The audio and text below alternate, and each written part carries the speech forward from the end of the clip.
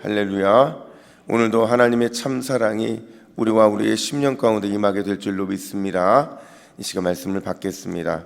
이 복된 시간에 주시는 하나님의 말씀은 우리 계속해서 레위기 12장 1절에서 8절까지의 말씀입니다.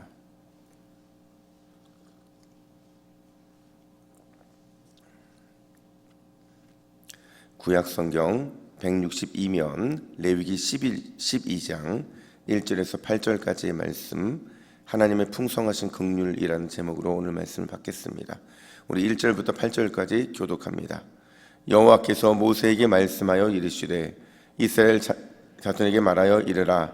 여인이 임신하여 남자를 낳으면 그는 이레 동안 부정하리니 곧 월경할 때와 같이 부정할 것이며 8째 날에는 그 아이의 표피를 뺄 것이요 그 여인은 아직도 3 동안 지내야 사늘이 깨끗하리니 정결하게 되는 기한이 차기 전에는 성물을 만지지도 말며 성소에 들어가지도 말 것이며 여자를 낳으면 그는 2일 동안 부정하리니 월경할 때와 같을 것이며 사늘이 깨끗하게 되면 66일을 지내야 하리라.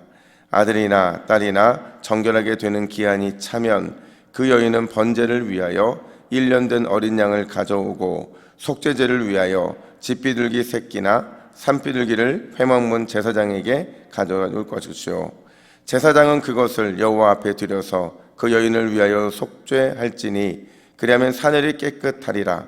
이는 아들이나 딸을 생산한 여인에게 대한 규례이니라. 그 여인이 어린 양을 바치기에 힘이 미치지 못하면 산비둘기 2마리나 집비둘기 새끼 2마리를 가져다가 하나는 번제물로 하나는 속죄제물로 삼을 것이요 제사장은 그를 위하여 속죄할지니 그가 정결하리라.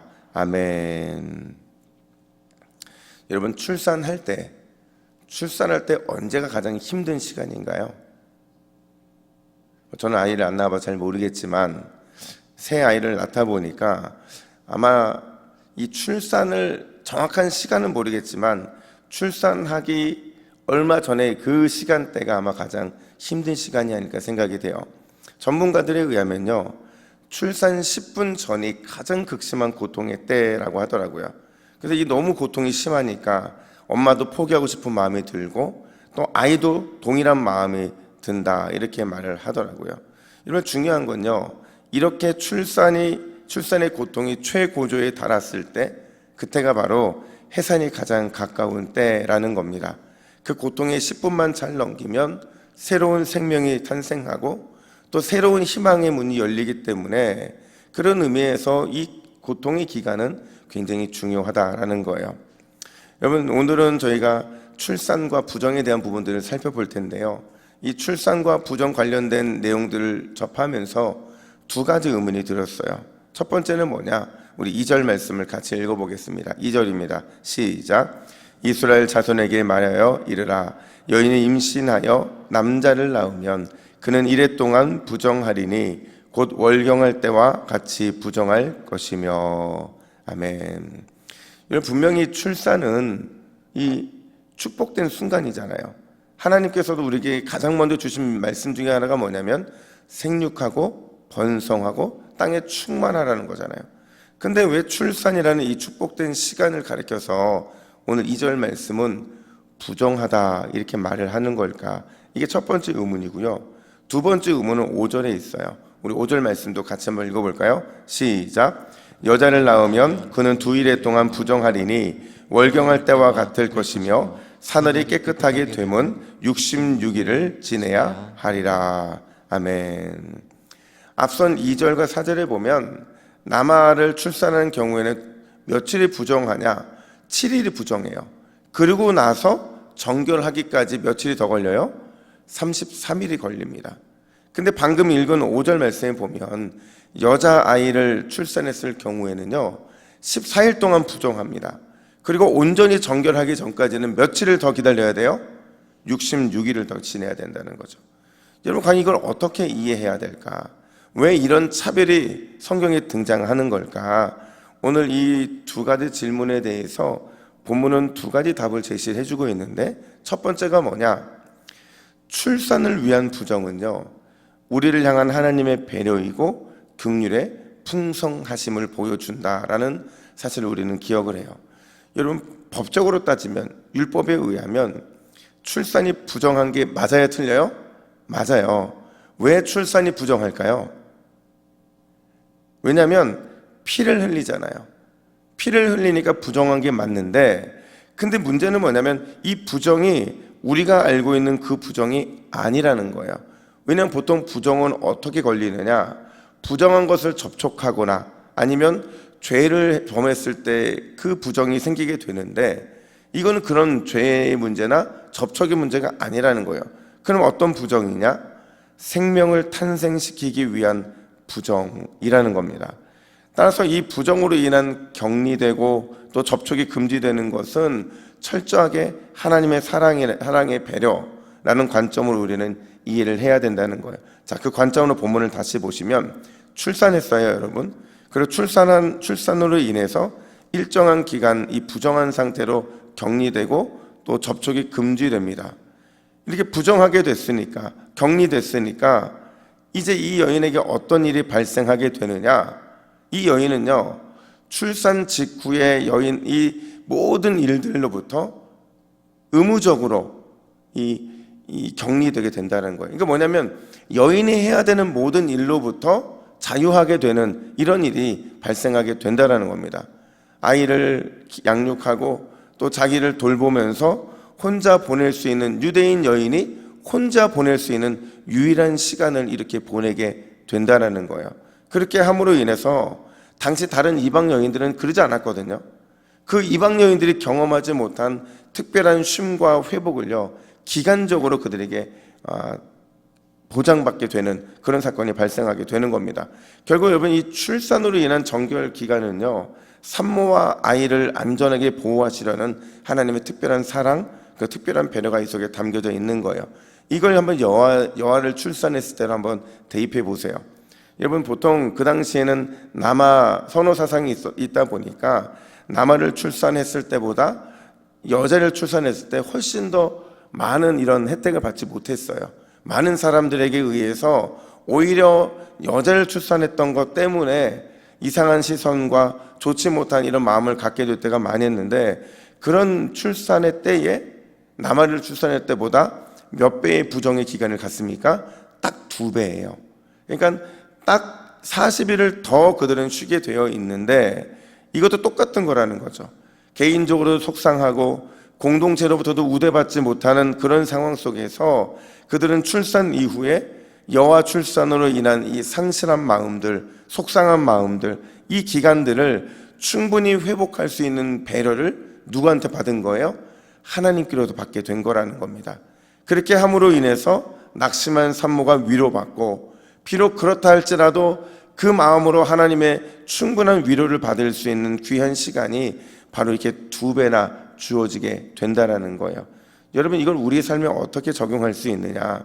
여러분, 우리 하나님은요, 이렇게 여인이 여아를 출산했을 때 엄청나게 세심한 사랑과 또 배려로 그들을 세워주신 것처럼 우리도 마찬가지라는 거죠. 항상 하나님은 우리의 지친 몸과 또 우리의 지친 마음을 늘 언제나 재충전시켜 주시는 분이신 줄로 믿습니다. 날마다 우리 하나님은요, 그러니까 우리한테 관심이 있는 거예요. 연약해진 우리한테 관심이 있고, 사회적으로 인정받지 못하는 우리에게 관심이 있고, 쓰러진 우리를 세우시고 무너진 우리의 마음을 강하게 해주시는 분, 그분이 바로 누구시라고요? 우리 하나님이시라는 겁니다. 여러분, 이 새벽에 우리가 그런 주님의 이름을 부를 때에 하나님께서 베풀어 주시는 풍성한 사랑, 또 세심한 배려, 넘치는 은혜, 이 모든 이것들이 우리를 쉬게 하고 재충전하게 해주실 줄로 믿습니다. 그 주님의 품에 안겨서 오늘도 풍성한 사랑을 경험하는 저와 여러분 되기를 예수님의 이름으로 축복합니다. 아멘. 2번째로, 오늘 본문은 뭘 말해주느냐? 하나님은 온전한 공평과 차별 없는 은혜를 베풀어 주시는 분이시다, 이렇게 말씀하고 계세요. 여러분, 오늘 본문에 보면 아까도 말씀드렸지만 남아를 출산한 이후에 40일이 지나야 했고, 여아를 출산한 이후에는 80일이 지나고 나면 그들은 반드시 번제를 드리고 속죄제를 드렸어요. 그때 번제를 드릴 때는 1년 된 어린 양을 드렸고요, 속죄제를 위해서는 비둘기를 하나님께 드렸다는 거죠. 근데 여러분, 이게요, 다른 이 속죄제나 화목제도 마찬가지지만 천편일률적으로 적용한 게 아니었어요. 만약에 그들 가운데 형편이 안 되는 여인이 있다면, 상황이 안 되는 여인이 있다면 특별한 배려가 주어졌는데, 우리 8절 말씀을 같이 읽습니다. 시작. 그 여인이 어린 양을 바치기에 힘이 미치지 못하면 산비둘기 2마리나 집비둘기 새끼 2마리를 가져다가 하나는 번제물로 하나는 속죄제물로 삼을 것이요 제사장은 그를 위하여 속죄할지니 그가 정결하리라. 아멘. 형편이 어렵고 재정적인 여건이 좋지 못하면 뭘로 대체가 된 거죠? 이게 비둘기 2마리로 가능했다라는 겁니다. 저는 오늘 이 말씀을 보면서 갑자기 그런 생각이 들었어요. 여러분, 하늘의 왕이신 그분이 이 땅에 오실 때 가장 낮고 천한 모습으로 오셨거든요. 그러면 여러분, 예수님을 출산한 마리아 역시도 가난하고 또 여건이 좋지 못했기 때문에 이 40일이 지난 이후에 반드시 오늘 말씀처럼 그는 번제를 드리고 속죄제를 드렸을 거 아니에요. 여러분, 뭘로 드렸을까요? 마리아가 뭘로 드렸을 것 같으세요? 누가복음 2장 24절 말씀 화면 보시고 같이 읽습니다. 시작. 또 주의 율법에 말씀하신 대로 산비둘기 한 쌍이나 혹은 어린 집비둘기 둘로 제사하려 함이더라. 아멘. 마리아가요, 속죄제를 드리고 번제를 드리기 위해서 산비둘기 한 쌍이나 어린 집비둘기 둘로 제사하려 했다, 이렇게 말을 하고 있어요. 그러니까 결국에는 마리아 역시도 비둘기 2마리로 제사를 드렸다는 거예요. 마리아가 비둘기 2마리로 제사를 드렸다는 것은 예수님 역시도 그만큼 가난한 삶을 사셨고 그만큼 낮고 천한 삶, 그 삶을 위해서 이 땅에 오셨다는 걸 말해주고 있는 거예요. 그럼에도 불구하고 하나님은 이 마리아의 정결 이식을 받아주셨다라는 거예요. 여기에 바로 이 구약의 오늘 본문의 이 내용에 담겨져 있는 하나님의 마음이 있다는 거예요. 그게 뭐냐? 여러분, 하나님은요, 그렇게 낮고 천한 곳에 가장 비참한 모습으로 오신 예수님, 그분의 모습을 통해서 여전히 낮고 천한 우리를, 비천한 삶의 모습 가운데 있는 우리를 반드시 세워주시고 정결케 해주시고 책임져 주시겠다는 메시지를 오늘 본문에서 보여주고 계신 겁니다. 여러분, 하나님은 날마다 우리를 붙들어 주시는 줄로 믿습니다. 날마다 은혜로 채워주시는 줄로 믿습니다. 넘치는 복으로 우리와 함께 해주실 줄로 믿습니다. 그 하나님이 어린 양 예수 그리스도 그분의 오심 역시도 낮고 천한 가운데 비천한 가운데 그의 삶을 붙들어 주신 것처럼 오늘 이 새벽에 기도하는 우리에게도 동일한 은혜로 풍성하신 긍휼과 사랑을 맛보아 알게 하실 줄로 믿습니다. 그 은혜를 바라보는 저와 여러분 되기를 예수님의 이름으로 축복합니다. 우리 함께 화면 보시고 기도의 제목을 같이 읽습니다. 시작. 주여, 언제나 우리를 배려하시고 풍성한 사랑으로 부어주시는 하나님을 기억하고 기도하게 하옵소서. 가장 낮고 천한 곳에 오신 예수님께서 여전히 가장 낮고 천한 우리 인생을 넘치는 복으로 채워주심을 잊지 않게 하옵소서. 아멘. 함께 기도하겠습니다. 하나님 아버지, 감사합니다. 주님은 언제나 우리를 배려하시고 풍성한 사랑으로 부어주시는 줄로 믿습니다. 가장 낮고 천한 곳에 오신 예수님, 그분은 여전히 가장 낮고 천한 우리의 인생에 찾아오셔서 가장 넘치는 복으로 채워주시고 계심을 믿습니다. 오늘 이 새벽에 우리가 그 예수님 의지하여 기도함으로 나아갈 때에 우리의 심령에 주님의 위로와 평안과 함께 하심의 복이 임할 수 있도록 도와주시고, 그런 우리의 인생 가운데 하나님 부어주시는 풍성한 긍휼의 사랑, 그 긍휼의 사랑을 맛보아 아는 이 새벽이 될 수 있도록 우리를 붙들어 주시옵소서. 가장 낮은 곳, 가장 주님의 능력이 필요한 곳에 오늘도 임하여 주실 줄로 믿습니다.